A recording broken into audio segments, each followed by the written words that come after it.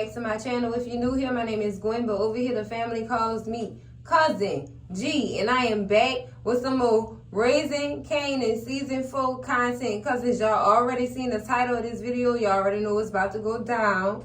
It's Raising Kanan Season 4, Episode 6, The Price of Fame. Recap and review. Cousins, and y'all know how I do it over here. It's storyline time, and we're going to start this one off with Kanan going through all of his grievance processes and everybody who comes along the way, well, along the lines of him grieving. Girl, from him being a famous memorial child, he had that look, that mind was running, baby, and his mind, everybody knew what was going on. That's why his mama kept telling people, check on him, look out for him. Like, she really was trying to keep him from doing something stupid. She also told Lou that too. When Lou was sitting at the bar grieving or whatever with his glass of water, child, thank God he had a glass of water. But he was even saying it, like, I understand, like, he gonna want some revenge, though. And he about ready to come out, of retirement on these people too. Lou coming out of retirement, cousins. Y'all know how Lou get down. Y'all already know how Lou get down, baby. So everybody just should be warned and proceed with caution, baby, because y'all not gonna be ready for Lou to come out of retirement, child. Especially over fame. He was close to fame, cousins. Even though they really didn't get along, they had their spats or whatever, it was all love. He was like family. So y'all know how these people were behind family. They do not play no games. They play no games. So why they looking at Kanan, with me saying all this, why they looking at Kanan, they should be really focused on Lou. Because who knows what Lou gonna do. And I say this too because Lou was also in this episode. He was in the AA meeting.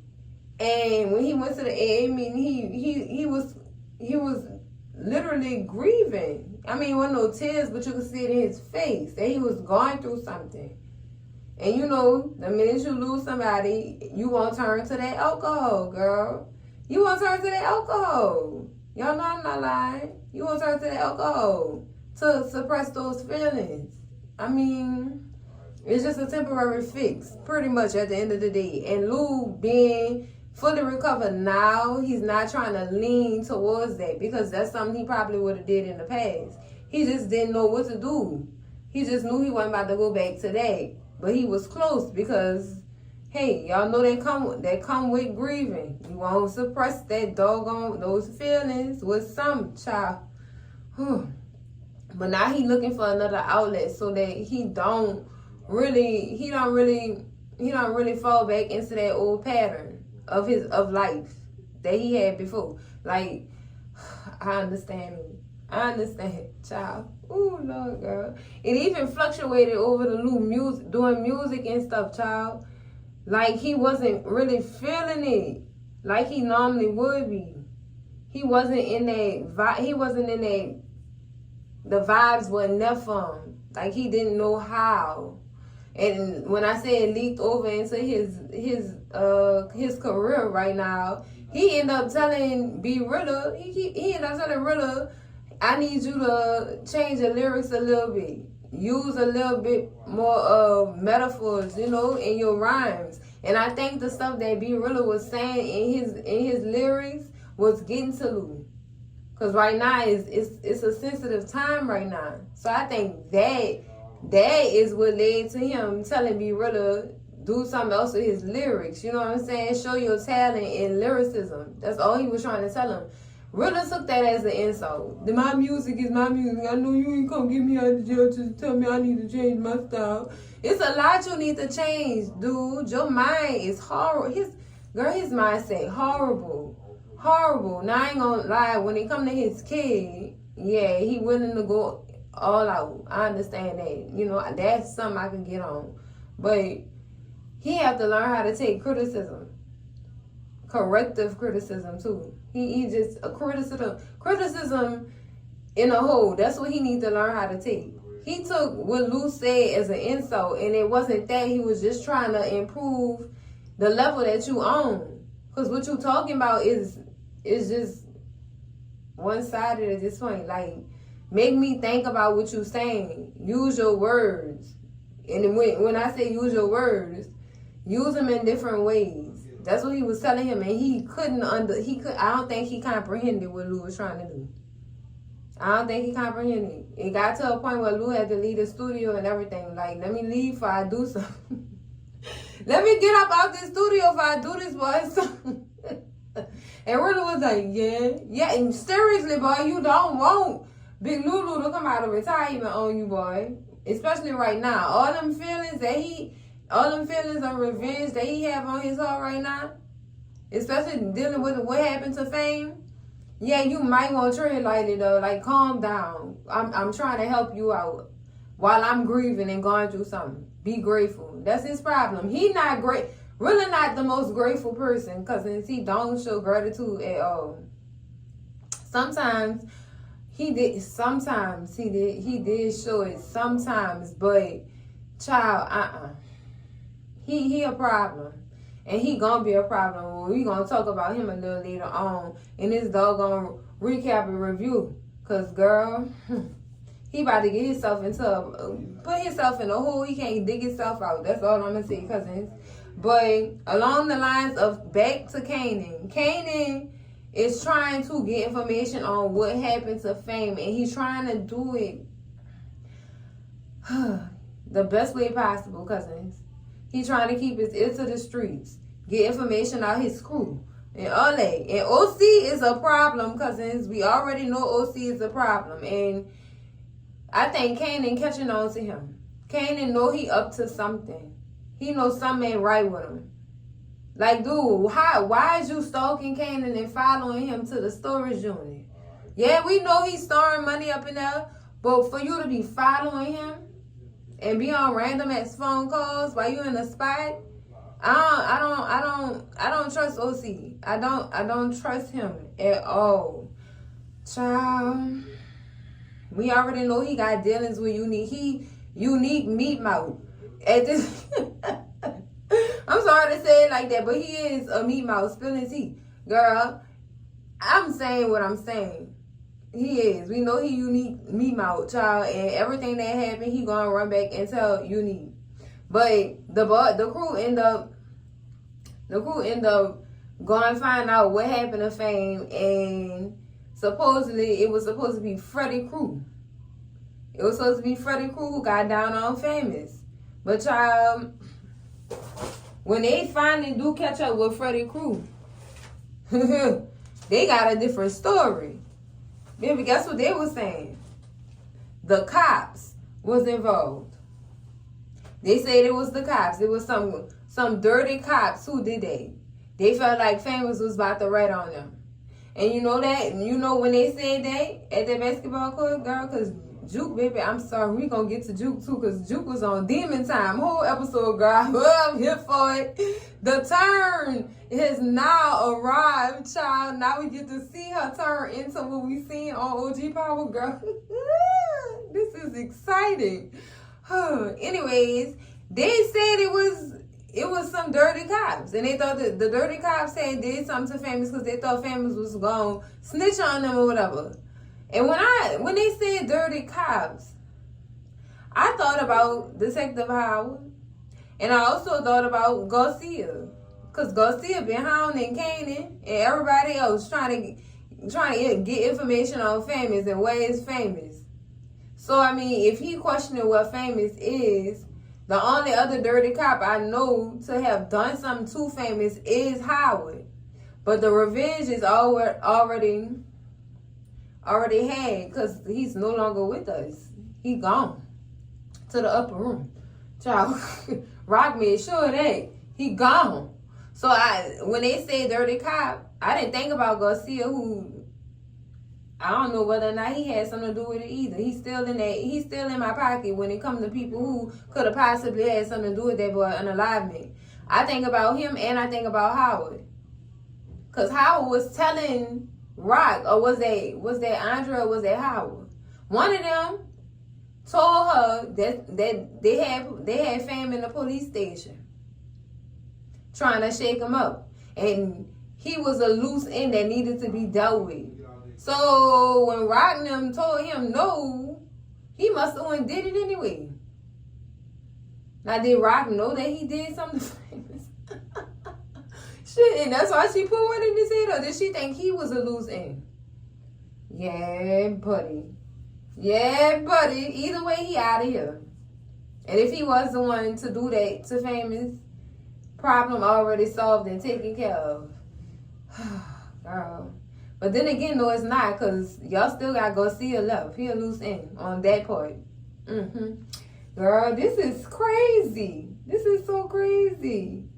So now, Juke and Kanan, you know, they left to figure out what they need to do and how they gonna move next. And how y'all gonna get to these cops? Because one cop, hell, one, the other one already gone. But how y'all gonna get to Garcia? And how I came up with this theory is because it's on the scene in this episode when Garcia was in Miss Figueroa's house, questioning her about everything that was going down and stuff like that, trying to get answers, and what a Famous's friends saying what they gonna do. You thought they set this up so they could catch the people that they could never catch. This is a whole strategy. So you unalive this person trying to see who gonna try to get revenge on who, so that you could catch them in an egg and case closed on your case that you opened up on these people in the first place. Oh my God. Y'all low. These people low. They low. And I'm glad Famous mama went off on Garcia and they get the out my house. You want me to help you, but when I told you my son was missing, you ain't want to help me. I had to wait 3 months and find out. Come to find out my son gone this whole time. Y'all ain't even put no doggone effort into looking for my son. So why should I help you? He thought that she was gonna tell him about some moves that was about to be made, so he could be prepared to go lock some people up. No, Garcia, get out that woman's house. Get out her house. Oh, he was just disgusting to me, girl. I'm glad that lady went off, child. He didn't want to get out the first time. I would have threw something at him. Get out. I told you, get out. You didn't want to listen the first time? I'm going to tell you again, get out. Maybe I got to physically show you what I mean, because you still not getting it. Get out my house. Because at this point, it's harassment. At this point, it's definitely harassment, cousins. And child, I just couldn't. Girl, I couldn't. Now, let's talk about Jukebox, child. Now, Jukebox is, girl, using bottles for target practice with Marvin gun that she found under the cushion while she was mourning Famous. Girl, when Marvin found out that girl had his piece, he had a nice stern talk with her. Like, girl, you this not what you want. She basically told her, this not the life you want. And I didn't want this for you in the first place. You could be doing so much more than this, or thinking of doing this before you make a stupid move. And chances are you done already made a stupid move and you done made a mistake. You don't want no parts of this. And when he was having this talk with her, it kind of drove me to think that maybe Marvin ready to get out the game. Maybe he ready, because he kept saying, like, he don't even know what to do at this point. Like, the energy was him giving up. Why? I don't know. Why? But then again, I do know why. Because lately Marvin been slacking, cousins. He been slacking. He's just been doing nasty work, dog. He been doing nasty work, cousins. So him telling his daughter, look, this not the life you want. Don't do this. Whatever you thinking about, don't do this. And give me my gun back. Period. Because no, this ain't what you want. Like, what is going on? Dad, I'm just like you. I'm part of you and you part of me. I'm just like you. He just like, no, baby, this not the life you want. Oh, my God, that's heartbreaking. Because when you don't see that life for your children and they going that route anyway, and you can't stop them because it's their prerogative, girl, I couldn't deal. I could not deal. I felt so sorry for Marvin in that scene, cousins. I really did. But everybody everybody is seeking revenge for fame at this point, cousins. And they finally got the answer that they needed. It was the police, girl. It was the crooked cops that did that. I guarantee it was Malcolm Howard. I bet you it was Malcolm Howard. And I hope they put an episode out giving a flashback of what happened to Fame. Please put that in motion. Please put that in motion so we could make 2 + 2, equal 4 around these parts. Make the math. Please. Please show us something, cousins.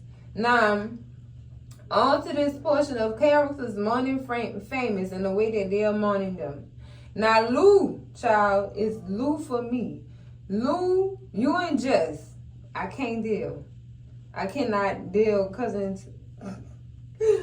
Let's do something to make each other feel better. They sure did, girl. They made music in that studio to the point where the girl left her god doggone necklace there. And girl, how about this? Imani come into the studio with Lou and she find the necklace. And she don't necessarily check him, since leave with grace. And she said you should make sure to give that back to who it belongs to. I bet you she going crazy trying to find it, girl. And baby, what I tell you, Imani was definitely on point with that, because when Lou did go visit Jess or whatever for the last time, he returned the necklace or whatever. She said, "Oh my God, I was going crazy. I couldn't find it anywhere." Wow. Just wow. A woman know, I guess. A woman know. Now, I knew that Jess is really packing, helping her mama pack up the house or whatever, because she about to move her mama out there to LA with her. Her mama don't want to be nowhere near this place. She don't. She getting tired. That lady said she tired. My son gone. Now all I got is my daughter left. I'm about to go move out here with my daughter. That's what I'm about to go do. I'm not about to stay down here with this foolishness that's going on. Whew. And I don't blame Jessica for moving her out there to LA. Because who else she had should have been out there by herself. And I mean, that going through loss too at the same time, and then you by yourself, that's not good. That's not good at all, cousins. That is not good. Girl, I felt so bad for that woman. I really did. She escaped a lot. She escaped a lot, especially dealing with domestic violence. She escaped that just to lose her son, who she was trying to protect in the first place. Girl, this is so crazy. I feel so sorry for that woman. I feel so sorry for her. And I'm glad that she still have her daughter. You know what I'm saying? And she moving her out of this doggone place, because this ain't it, cousins. This is not it. Now, cousins, we need to talk about B Rilla. Now, remember I told y'all in the beginning of this video, B Rilla is, he felt some kind of way or whatever after Lou told him he needed to change up his lyrics, spruce them up or whatever, and add different stuff to the context of his lyrics. He got a little pissed off. So now we get him going to see his baby. We get a scene with him going to see his baby mama. He bringing her some diapers or whatever. But the girl said she don't need no diapers. She need cash. She got to pay for all kind of other stuff. She don't need them diapers. I mean, yeah, take the diapers, child. I mean, just tell him you need cash. I just need cash so that you could take care of your daughter. She have a father, and I'm not one of them. So don't try to think I'm one of them. I understand what you're going through. I understand you on this label and you got to get stuff out, and money not going to be instant like I thought it would be. But I'm just telling you what we need going forward. That's it. So that means he needs some quick cash, child. And he goes to this bookshop and we are introduced to Kenyatta. So to me, it seemed like he knew Kenyatta from either jail or the neighborhood. But he is telling Kenyatta that he have a hit for him in Long Island. It's some fool that be wide open that work on the label with me. So who you sending this hit out on? Because he know the dude, whoever this is, got a whole wad of cash. You sending a hit on Lou, Mr. Guilford? Or you sending a hit on You send a hit on that lawyer son who a rapper. I mean, it couldn't be him because he don't even know him like that. He don't even know that Lou trying to get him on. But that's a stretch. That's a reach. Erase. I'm taking myself back. But he putting a hit out on somebody in Long Island. So I wonder if Guilford live in Long Island. Because he talking about whether or not if the dude have security or not.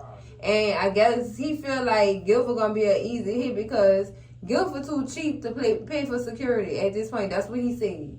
That's his words, not mine. If I said it wrong, correct me in them comments, but girl, I could have sworn he said that he keep light security. So this should be a breeze. It should be even. It should be easy peasy, girl. I don't know.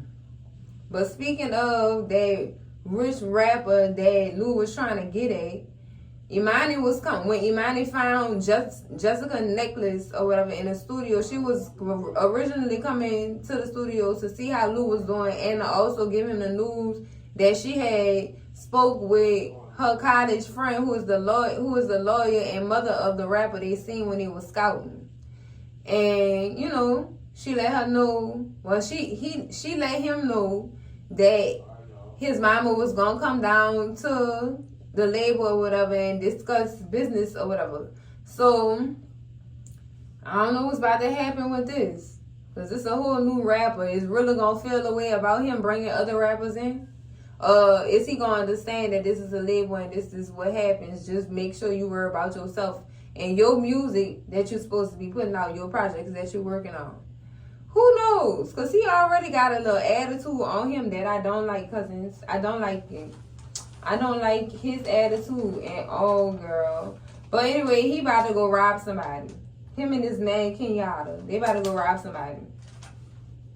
Sounded like a hit to me. A job to me. That's what it sounded like. So hopefully in the next episode, we see some action with that. I want to see how far he going to get with it. Which I probably don't think he will get that far. Now let's talk about Unique, child. Let's walk with Unique real quick, cousins. Now he do go meet up with Phil Russo to go tell Phil Russo that all his I's dotted and his T's is crossed. All he need is muscle and money. So Phil automatically like, you want money, but what profit am I gonna see out of doing this for you? What profit am I gonna see? Huh? He just wanted to make sure the boy wasn't wasting his time, and I can understand that. I'm putting money into you. What money am I getting back? Huh? I'm investing money in you. What profit am I gonna see? What my revenue gonna look like? I can understand that. But Unique is set on saying that Rock is shook and that he handled business with her. Because y'all know he didn't hit her spots. And she don't know who doing it or whatever. Oh, he knows she running low on product and she just now broke business with Quine. So she no longer does business with Quine, and Unique then met up with Quine and made a deal. So he already got that in his pocket or whatever. So, child, for some reason he won't take out Rock and Stefano.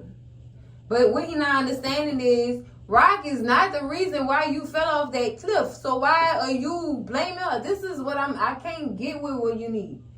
He is stuck on this story that he's built up in his mind that Rock is the one who did this to him.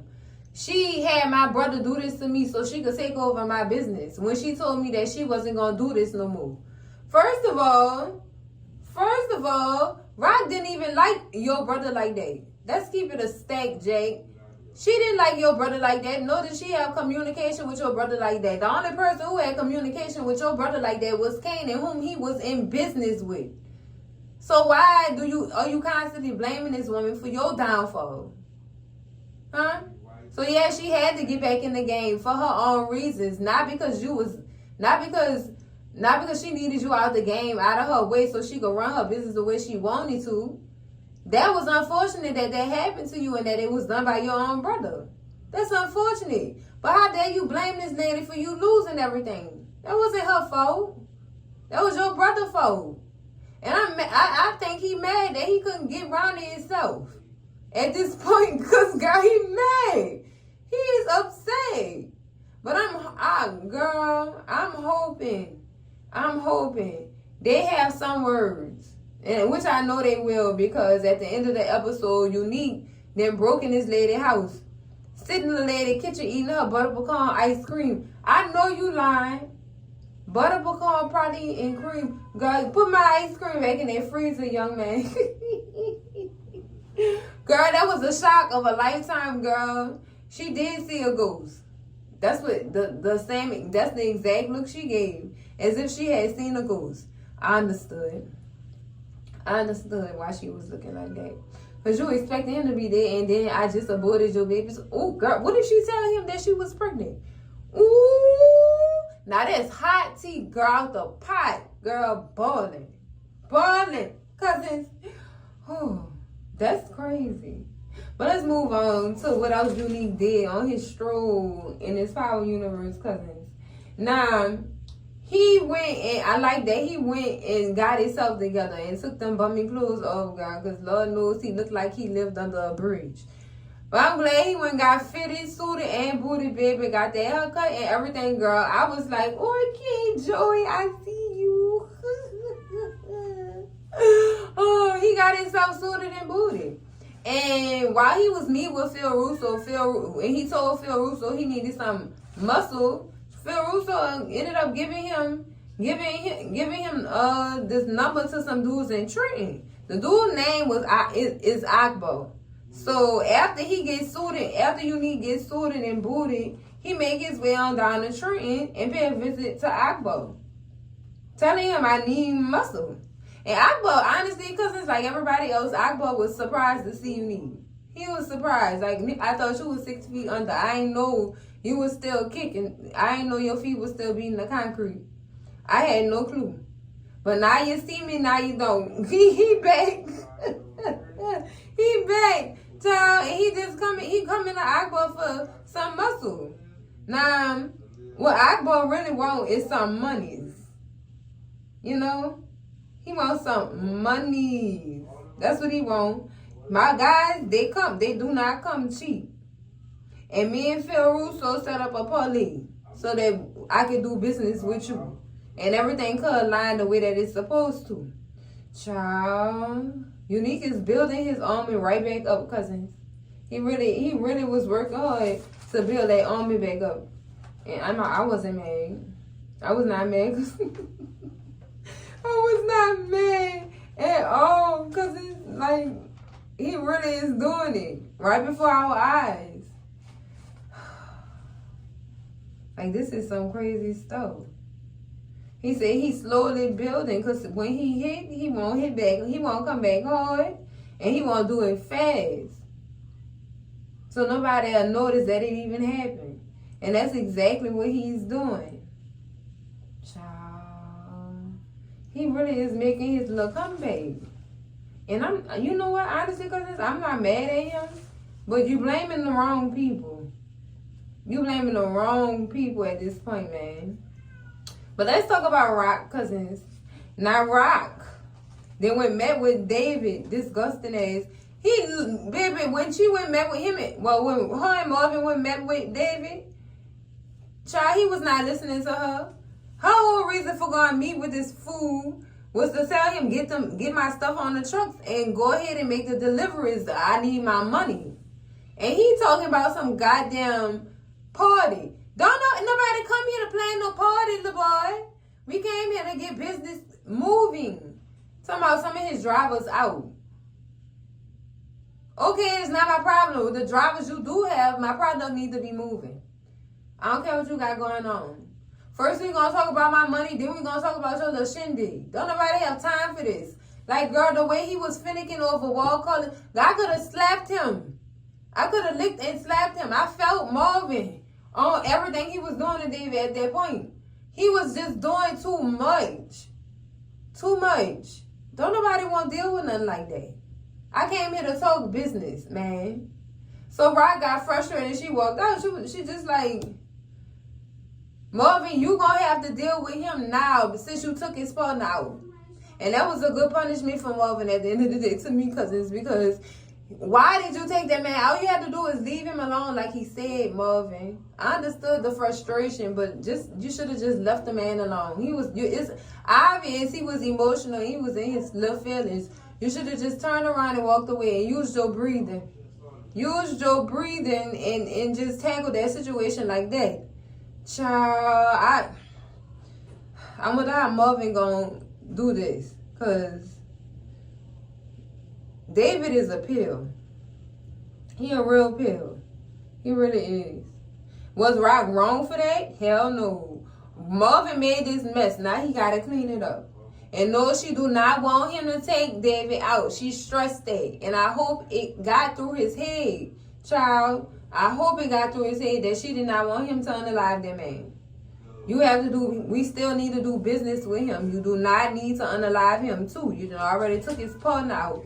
Don't do it to him too. We don't need them problems, child. And she was telling him, then on top of that, my new business partner, the new dude who supplying me or whatever with the product I need to be a supplier, I got a meeting with him and Stefano because he want to meet up with all my different business partners to see what it's like to work with me and what they see out of their eyes with the whole situation with the territories and stuff like that.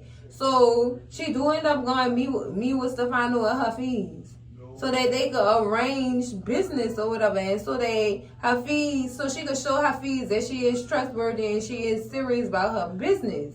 And Stefano, he did good, cousins. He did good because they do end up convincing Hafiz, that it's a good business proposition to work with them or whatever. So with Hafiz, we know his main concern was the wars dealing with territory and stuff like that. And Stefano, luckily he was there to let him know, look, I run all Queens. All the families won different parts. And I just so happen to get this part. This is mine. So we don't have no issues over here. He was telling him how he run his business and everything. So, they put a bit of reassurance on Hafiz's heart or whatever. It was when Hafiz said he needed to use the investment from Rock to start building the facilities to put the product together. She said, oh no, I'm not putting no money in on that. You got to do that on your own. Because I ain't working there, I'm working here. That ain't got nothing to do with me. As she should have, because then he was being greedy. He didn't want to spend his own money for his own operation. No, Hafiz, that's not how she do it, baby. You got to build it on your own. Get it out the mud by yourself. I done already did what I was supposed to do on my end. Now you do what you're supposed to do on your end. Don't invite me over there to do none of your work at the end of the day. Period. Girl, I was with her when she stood on bending like that, boy. You got me fouled up. 2.5. If you think I'm about to give you some money to up your operation, boy, bye. Bye. I don't have time for so he can build an infrastructure. I'm going to use the initial investment. But I know you can lie. You better not. I'm glad she told him. That's not her problem, child. I'm glad. So he finally do accept her terms or whatever. And, they're in business. So immediately, Rock goes to Kanan house. But Kanan not there. Crystal answered the door. And she tell Rock, I'm looking for Kanan because I got some good news for him. Could you tell him that I stopped by? She also made sure she added in, look, I need you to look out for Kanan right now because right now he not in his right mind.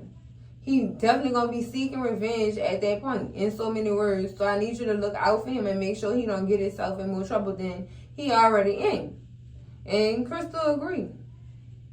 She agreed so much that when Kanan do finally make it home, cousins, she tell him, look, your mama concerned, and I'm concerned too. I just don't want you to go out here and do nothing stupid. Because I'm pretty sure families wouldn't want you to do nothing stupid either. And that was the conversation. Then they went to bed, girl. I felt that. Your girl telling you, like, don't do nothing stupid, dog. I'm here if you need to talk or whatever. Just don't do nothing stupid. That's what they were stressing on, cousins. But Rock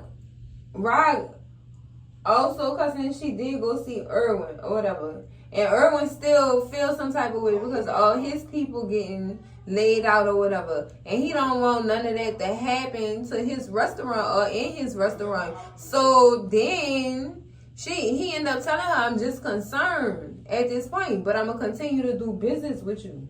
I'm just concerned that I'd rather no more bodies be dropped at this point. He said it's too much. It's too much. And Rock do reassure him it's going to be safe and better. So you don't have nothing to worry about. I'm going to make sure everybody good, everybody in line, cousins. So let's slide on over to Marvin. Now, Marvin is gone early, I guess, for his cut of the bookies and him, hooking him up and stuff like that. But Early is complaining to Marvin about how these men roll or whatever. He haven't even dealing with a made man that don't want to pay him. He said he free. He could do that. He don't have to pay his debt because he a made man. Child, let them people hear you say that about their money. And then they can't do you. He know what he doing. But I think Early was looking for Marvin help. Since Marvin laying niggas out for Stefano already, why he just can't step in and help me out with this? Man, Marvin, so that but you on your own. That ain't got nothing to do with me. Then that's not my business. That's not my business. You good at what you do, go handle your business. Period. Marvin wasn't about to have nothing to do with that, cousins. And I understood. I definitely understood when he did that. Now, cousins, we also get a couple of scenes with Miss Joyce and her sons. Now, cousins, they honestly, Miss Joyce appeal, cousins. I'm saying with my whole chest, she appeal. I feel bad that she dying, but that lady is a pill to deal with, girl. That's a tough pill to swallow right there. In this episode, she tried to manipulate Lou into doing what Marvin didn't do. And Lou caught on. She even called Lou sensitive. You the most sensitive one of the family. That's why I didn't go to you. I went to Marvin first, but he couldn't do it. He failed and he was weak. And so what you trying to call me? She was trying to call him weak so he could prove to her that he wasn't weak. Girl, go ahead somewhere. Oh, girl, she tried it. She really pissed me off again, cousins. And she finally opened up and said that she was angry and she was jealous to see other people living around her knowing she was about to die. I mean, Miss Joyce, it's okay for you to feel like that. And that's normal. That's normal. But what you're doing to your kids is sad. She really tried to manipulate this man. She really tried to manipulate her own son into unaliving her. And he tell her, I was glad when he saw this. I'm not doing it because I'm scared. I'm scared of what it's gonna do to you. I'm not doing it because I'm scared of what it's gonna do to me. Which is leave him with a whole emotional, a tragic rest of his life. Because he did that to his mama. I don't think she aware. The apple don't fall from the tree because I swear I see this in Rock too. She's just like her mama. Oh my God, girl. Oh. But baby Lou walk up out of there like, you not about to get me to do none of that. I don't think so. Period. And then Marvin came to check on her too, but he didn't go in her room. He went to the nurse and talked to the nurse. Marvin didn't want to have nothing to do with that woman. He was scared to go back to that room because the verbal abuse that awaited him in that room. Oh my goodness. Child, one thing you shouldn't be doing is pushing people away when you're going through what you're going through. Like that's not the way to go. Pushing people away that's trying to be there for you and then abusing them, not physically, mentally, and verbally. And she doing it. Child, I couldn't get with it. She did it. I just couldn't. Cousin, they laid it up, girl. Oh, girl. I understand why they don't have nothing to do with their mama. I can understand that. I do. I understand it now. At one point, I didn't understand. Especially when we were first introduced to Miss Joyce, when Rock went seen her at the church bingo hall or whatever that was. Girl, I just didn't understand. I didn't. But now I do. Miss Joyce, girl, stop doing that to them kids, girl. Please stop. That's horrible. It's horrible that she would even do something like that to her kids, dog. And you on your that big. And you doing this.